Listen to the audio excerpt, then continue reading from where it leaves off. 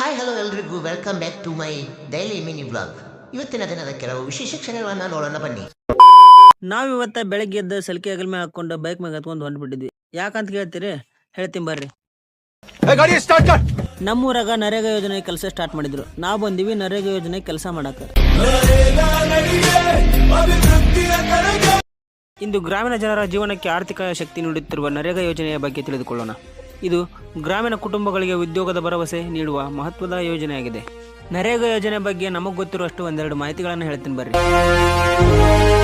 ನರೇಗಾ ಯೋಜನೆಯ ಮೂಲಕ ಗ್ರಾಮೀಣ ಪ್ರದೇಶದ ಜನರಿಗೆ ವರ್ಷಕ್ಕೆ 100 ದಿನಗಳ ಕೂಲಿ ಕೆಲಸದ ಅವಕಾಶ ಸಿಗುತ್ತದೆ. ಜೊತೆಗೆ ಗ್ರಾಮಗಳ ಅಭಿವೃದ್ಧಿಗೂ ಇದು ಸಹಕಾರಿಯಾಗಿದೆ. ಜಾತಿ ಭೇದವಿಲ್ಲ, ಎಲ್ಲರಿಗೂ ಕೂಲಿ ಒಂದೇ.